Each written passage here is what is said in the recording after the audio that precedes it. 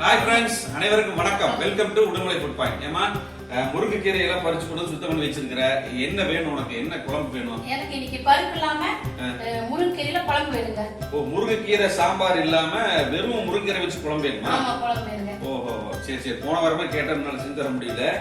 Okay, நம்ம பருப்பு இல்லாம முருங்கைக்கீரையில இன்னைக்கு குழம்பு வச்சு காட்டுறோம். அப்படியா? சரி, வாங்க வீடியோக்குள்ள. பருப்பே இல்லாம முருங்கைக்கீரை குழம்பு செமையா இருக்கும். வாங்க வீடியோக்குள்ள எப்படி செய்யலாம் பார்க்கலாம். இந்த குழம்பு வைக்கிறதுக்கு ஒரு பவுடர் நம்ம அரைக்க போறோங்க. இப்ப அடுப்பு பத்த வச்சாச்சு, ஒரு சின்ன பாத்திரம் வச்சாச்சு. இப்போ ஒரு டேபிள் ஸ்பூன், முழுசா ஒரு டேபிள் ஸ்பூன் வந்து துவரப்பருப்பு சேர்த்துக்கலாம். டேபிள் ஸ்பூன் வந்து சாப்பாட்டு அரிசி சேர்த்துக்கலாம். உளுந்து அரிசி, பச்சரிசி எது வேணா நீங்க ஆட் பண்ணிக்கலாம்.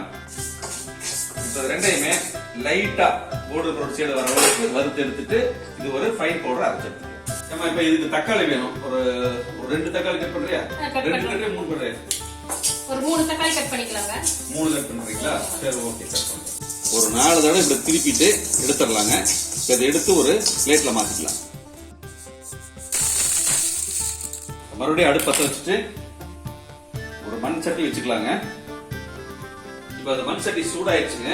ஒரு 50 ml வந்து கடலை எண்ணெய் ஆட் பண்ணிக்கலாம். இப்ப எண்ணெய் சூடாயிடுச்சுங்க. கொஞ்சமா கடுகு பாருங்க, கடுகு புரிஞ்சு வந்துட்டு இருக்குது. ஒரு 100 கிராம் சின்ன வெங்காயத்தை நீல வாக்கல் நறுக்கியிருக்கேன், சேர்த்திக்கலாம்.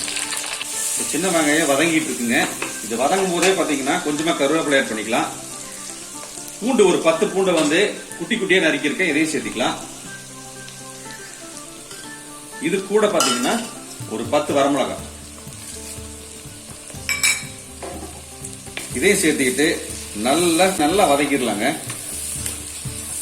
இப்ப இந்த முருங்கைக்கீரையில பாத்தீங்கன்னா நல்ல பருப்பு போட்டு வைக்கலாம், சாம்பார் மாதிரி வைக்கலாம், முருங்கைக்கீரை சூப்பு செய்யலாம், முருங்கைக்கீரை கூட்டு செய்யலாம். இந்த முருங்கைக்கீரையில நிறைய ஒரு 5-6 ஐட்டம் செய்யலாம். ஏமா சூப்பு கூட நல்லா இருக்கு. முருங்கைக்கீரையில சூப்பு சூப்பரா இருக்கு. முதல்ல செஞ்சு கொடுத்துட்டு இருப்ப. இந்த ஒரு வாரமா நீ முருங்கைக்கீரை சூப்பே பண்ணலையாடுறது? ஆமாங்க, இது இப்ப வந்து சீசன் இல்ல. கீரை வந்து பூச்சி விழுந்துருச்சு. கீரையில எல்லாம் பூச்சி விழுந்து மஞ்சள் கலரா இருக்குங்க. ஓகே, சரி, கிடைச்சதா சூப் வச்சு கூட காலையில கூட்டு, முருங்கைக்கீரை கூட்டு, முருங்கைக்கீரை சூப்பு, அப்புறம் வேற என்ன பண்ணலாம்? சாம்பார், முருங்கைக்கீரை சாம்பார் ஆக்கி இது மாதிரி அடுத்து குழம்பு வைக்கலாம். பருப்புலாம் போடலாம், துவரம் பருப்புல போடலாம், எல்லாமே டேஸ்டா இருக்கும். இது எங்க அம்மா சமைச்சுன்னு வச்சுக்க, அந்த சீரகமும் தேங்காய் அரைச்சு ஊத்தும் போது ஒரு வாசனை வருவாரு, செம்மையா இருக்கும். போடுவாங்க, அப்படியே வீதியே மணக்கு அந்த குழம்பு. அது கூட கொஞ்சம் பூ கிடைச்சதுன்னா போட்டோம்னா சூப்பரா இருக்கு தெரியுங்களா? சூப்பரா இருக்கு. இந்த இப்ப சின்ன வெங்காயம் இந்த பூண்டோட வதங்கும் போது வாசனை கம்ம கம்மன்னு வருதுங்க. ஒரு 2 நிமிஷம் வதங்கட்டும். அதுக்கப்புறம் நம்ம தக்காளி சேர்த்துக்கலாம். 2 தக்காளிங்க, ரொம்ப தக்காளி சேர்த்த வேண்டாம், 2 தக்காளி சேர்த்தியாச்சு. இதையும் மசிஞ்சு வந்துட்டு இருக்குங்க. இப்ப வந்து கொஞ்சமா மஞ்சள் ஆட் பண்ணிட்டு கலந்து விட்டுட்டு, அதுக்கப்புறம் கலந்து விட்டுட்டு அடுத்தது பாத்தீங்கன்னா நம்ம கரைச்சி வச்சிருக்கிற அந்த பவுடரை ஆட் பண்ணிக்கலாம். ஏமா கரைச்சா பவுடர் கரைச்சா இன்னும் கொஞ்சம் தண்ணி இருக்குமா? ஏன்னா சீக்கிரமா குழம்புல இது ஆட் பண்ண உடனே சீக்கிரமா குழம்பு திக்காயிடும். நல்லா தண்ணி ஜாஸ்தி ஊற்றிக்கலாம். ஓகே ஓகே, போதும். வெங்காயம் எல்லாம் மதிச்சிருச்சுங்க. இப்ப நம்ம ஏற்கனவே பவுடர் அரைச்சதை கரைச்சி வச்சிருக்கிறோம், இதை ஆட் பண்ணிக்கலாம். சீரகம், துவரம் பருப்புங்க, அரிசி 3 பவுடர் பண்ணி வச்சிருக்கிறத ஆட் பண்ணிக்கலாம். ரொம்ப கெட்டியா கலக்காதீங்க, கொஞ்சம் தண்ணி ஊத்தினாதான். ஏன்னா மறுபடியும் இது கொஞ்சம் பாத்தீங்கன்னா திக்காயிரும். கொஞ்சம் தண்ணி ஊத்திட்டு அதுக்கப்புறம் ஒரு 5 நிமிஷம் இது குக் பண்ணணும். இது தண்ணி பத்தாது, கொஞ்சம் தண்ணி ஆட் பண்ணிக்கலாம். தேவையான உப்பு சேர்த்திக்கலாங்க, 1 டீஸ்பூன் சேர்த்திக்கலாம். இப்ப இது நல்லா இந்த அரிசியும் பருப்பும் நல்லா குக் ஆகிறது பாத்தீங்கன்னா ஒரு 5 நிமிஷம் ஆகும். அது வரைக்கும் நல்லா கலந்து விட்டுறலாம். இப்ப வந்து குழம்பு பாத்தீங்கன்னா நல்லா திக்காயிட்டு இருக்கு. நம்ம ஏற்கனவே நான் சுடுதண்ணி வச்சிருக்கேன், ஒரு டம்ளர் சுடுதண்ணி வச்சிருக்கிறேன், இதை ஆட் பண்ணிக்கலாம். பச்சை தண்ணி ஊத்த வேண்டாங்க, சுடுதண்ணியா ஊத்திக்கங்க.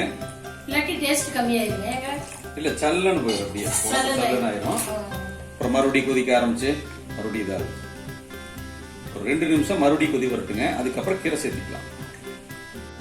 இப்ப நல்லா குழம்பு கொதிக்க ஆரம்பிச்சிருச்சுங்க. இப்ப கீரை பாருங்க, ஒரு 2 கைப்பிடி கீரை தான். இவ்வளவு போதும், இந்த குழம்புக்கு இவ்வளவு போதும். இப்ப நம்ம எல்லா கீரையும் சேர்த்தியாச்சுங்க.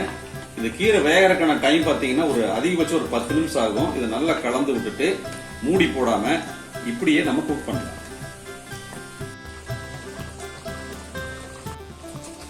பாருங்க, குழம்பு வந்து ஒரு கீரை சேர்த்து ஒரு 10 நிமிஷம் ஆச்சு. குழம்பு ரெடி ஆயிடுச்சு, கீரை நல்லா வெந்துருச்சு. இப்போ வந்து இதோட குழம்பு ரெடி ஆயிடுச்சுங்க. ஓகே, ஆனாலும் கொஞ்சமா சேர்த்த போறேன்னு சொன்னீங்க. எனக்கு வந்து இந்த பெருங்காயம், எனக்கு பெருங்காய வாசனை ரொம்ப பிடிக்கும். அதனால கொஞ்சமா பெருங்காயம் சேர்த்திக்கலாங்க. ஏன்னா முருங்கைக்கீரை சாப்பிடணும், சில பேருக்கு கேஸ்ட்ரிக் பிடிக்குது அப்படி இப்படிம்பாங்க. அதனால கொஞ்சமா பெருங்காயம் போட்டுட்டு ஒரு கலந்து எடுத்துட்டு நம்ம இறக்கி வச்சிடலாம்.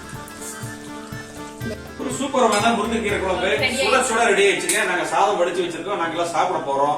இதே மாதிரி நீங்களும் இதே மெஷர்மெண்ட்ல முருங்கைக்கீரையை வச்சு அருமையா சமைங்க. முருங்கைக்கீரை கிளீன் பண்றது ரொம்ப ஈஸி தாங்க, ஒரு 20 நிமிஷத்துல கிளீன் பண்ணி விட்டுறலாம். அடுத்தது பாத்தீங்கன்னா இந்த குழம்பு இந்த பொடி இந்த மாதிரி ஒரு பொடியில அரைச்சிட்டு நான் சொன்ன மாதிரி செஞ்சு பாருங்க. குழம்பும் சூப்பரா இருக்கும், சிம்பிளா இருக்கும். அப்புறம் பாத்தீங்கன்னா இந்த இரும்பு சத்து நிறைய இருக்கிறதுனால பெண்களுக்கும் ஆண்களுக்கும் எல்லாருக்குமே இது சூப்பரான ஒரு மருந்துனே சொல்லாங்க. இது குழம்பல்ல மருந்து தான். இந்த வீடியோ பிடிச்சிருந்தா லைக் ஷேர் பண்ணுங்க, கமெண்ட் பண்ணுங்க, மறக்காம உடுமலை ஃபுட் பாயிண்ட்க்கு சப்ஸ்கிரைப் பண்ணுங்க. முடிஞ்ச அளவுக்கு ஷேர் பண்ணி விடுங்க. நல்ல விஷயங்களை ஷேர் பண்ணி விட்டா நல்லதுதான். இந்த குழம்பு ரொம்ப அருமையா வந்திருக்கு. இதே மாதிரி நீங்க ட்ரை பண்ணி பாருங்க. பாய்.